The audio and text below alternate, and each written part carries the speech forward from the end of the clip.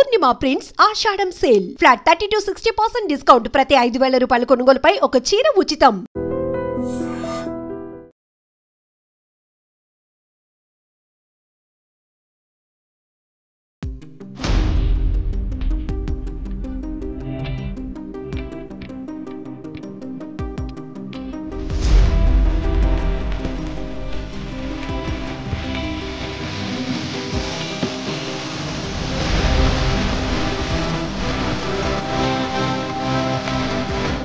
కోనసీమ జిల్లాలో నగరం అనే గ్రామంలో ఉన్నాము. ఈ గ్రామానికి చాలా ప్రసిద్ధి పొందింది. 2 తయారీలు తోటి ఈ గ్రామం జాతీయ స్థాయిలో పేరు తెచ్చుకుంది. ఆ 2 కూడా, ఒకటి గరాజీ అంటే పిచ్చుకగూడు అంటారు, తినుబండారాలు.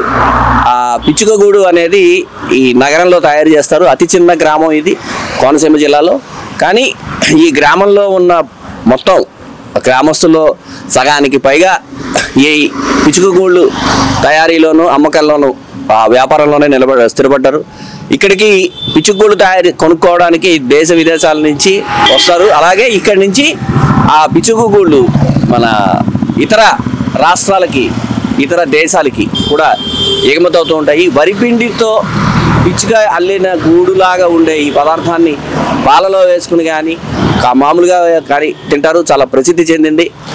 ఇక రెండోది నాన్ రోటీ అంటే గోధుమ పిండి, మైదా ఈ రెండింటితో కలిపి దాన్ని తయారు చేస్తారు.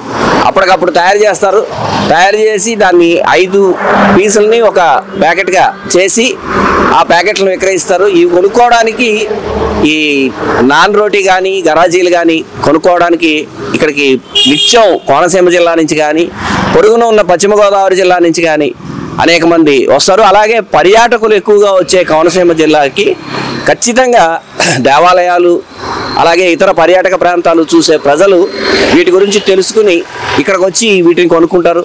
దీనికి అలాంటి ప్రత్యేకమైన ఈ 2 తినుబండారాలకి అలాంటి ప్రత్యేకమైన ఒక స్థానం ఉంది. ముఖ్యంగా గ్రామాల్లో ఉండే ఇంకొక గొప్ప అంశం ఏంటంటే ఇక్కడ ముస్లిం మైనారిటీలు ఎక్కువ. ముస్లిం మైనారిటీలు సగం పైగా జనాభాలో ఉంటారు. వాళ్ళందరూ ఇదే పని చేస్తారు. ఆల్మోస్ట్ అందరూ కూడా ఈ గరాజీలు, నాన్ రోటీలు తయారయ్యే జీవనోపాధిగా జీవిస్తున్నారు. వాళ్ళందరూ చెప్తున్నారు చాలా బాగుంది మా వ్యాపారం. ఇప్పటివరకు ఒక 75, 80, 100 దాకా ఉన్నాయి. ఇంకా ఎక్కువ వచ్చినా కానీ, ఇంకో 10-15 షాపులు వచ్చినా కానీ అందరికీ ప్రతిరోజు గిరాకీ ఉంటుంది అని చెప్తున్నారు. వీటి మరీ ముఖ్యంగా ఏంటంటే వీటి తయారీకి ఆధునికమైన వ్యవహారాలు ఏవి వాడరు. ఒక పెద్ద పొయ్యిని పెట్టుకుని దాంట్లో బొగ్గులతోటి ఈ నాన్ రోటీని తయారు చేస్తారు. ఇక గరాజీకి సంబంధించి కూడా ఇళ్లలో మహిళలు వాళ్ళ పనులన్నీ పూర్తి చేసిన తర్వాత ఇళ్లలో మహిళలు వాటిని తయారు చేస్తారు.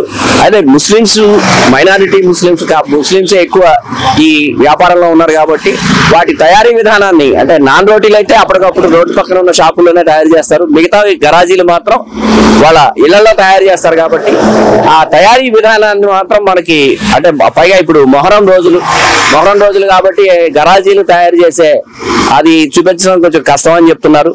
ఇది ఈ నగరం అనే గ్రామానికి ఉన్న ప్రత్యేకత. ఈ ప్రత్యేకతతోటే గరాజీల నగరం అని మారింది. ఆ పేరుని వీళ్ళు రోజు రోజుకి సుస్థిరం చేసుకుంటున్నారు. అలాగే ఈ వ్యాపారంలో యువకులు కూడా కొత్తగా వస్తున్నారు. చదువుకున్న వాళ్ళు కూడా ఎవరి మీద ఆధారపడి బతకడం కాకుండా తమ కాళ్ళ మీద తామే ఆధారపడి బతకాలి, అందుకోసం సాంప్రదాయంగా వస్తున్న ఈ గరాజీనే మేము వ్యాపారాన్ని నమ్ముకున్నాము అని కూడా వాళ్ళు కూడా చెప్తున్నారు. అసలు ఈ తయారీ ఆ పద్ధతి, అసలు అమ్మకాలు అవేంటో ఇప్పుడు చూద్దాం.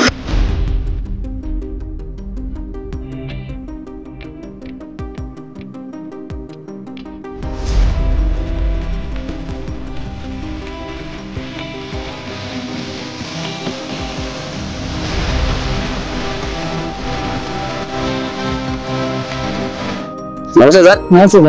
మీ పేరు? నా పేరు ముజాయిల్ అండి. ఇక్కడ గరాజీలు నగరం అనే ఊళ్ళో గరాజీలు, నాన్ రోటీలు అవునండి, బాగా ఫేమస్ అండి. ఎప్పటి నుంచో మన తాతల కాలం నుంచి వస్తుందండి. దగ్గర 16-20 షాపులు దాకా ఉన్నాయండి. బతుకుతుంది దీని మీదే. రోజు ఎలా ఉంటుంది బిజినెస్? పర్లేదు సార్, ఎవరు తగ్గట్టు వాళ్ళకి ఉంటుందండి. ఎవరు కస్టమర్స్ వాళ్ళకి ఉంటాయి. ఎన్ని షాపులు ఉన్నా సరే అన్నిటికీ బాగానే ఉంటుంది వ్యాపారం. అంటే ఎక్కడి నుంచి వస్తారు అంటే కోనసీమ జిల్లా నుంచి కాకుండా ఇంకెక్కడి నుంచి? మొత్తం పాల్గొలు భీమావరం అటు నుంచి ఏ కంట్రీ నుంచి అయినా వస్తారు. విదేశానికి ఇక్కడ నుంచి తెలంగాణ కోవిడ్ కూడా తీసుకెళ్తారండి. పార్సల్ వేస్తాం ట్రావెల్స్ కి, ఇక్కడ నుంచి బస్సు నుంచి అలా తీసుకెళ్లిపోతారు. మీరు ఎన్నాళ్ళ నుంచి చేస్తున్నారు ఇది? నేను దగ్గర 20 సంవత్సరాలు చేస్తున్నాను. అంటే మీ ఫాదర్? మా ఫాదర్ కూడా అక్కడ ఆయన గురించి నేను నేర్చుకున్నాను అన్నమాట. ఏం చదువుతున్నారు? నేను 7వ వరకు. అవునండి, ఇంకా బిజినెస్ లోనే వదిలేసాను. రోజుకు అంటే సుమారు ఎంత సంపాదన ఉంటుందంటారు? అంటే బిజినెస్ పెట్టి ఒక రోజు ఒకలా ఉండదు కదా. శుక్రవారం అయితే డౌన్ ఉంటుంది, మంగళవారం డౌన్ ఉంటుంది, కొంచెం శనివారం ఆదివారం అలా. ఓకే.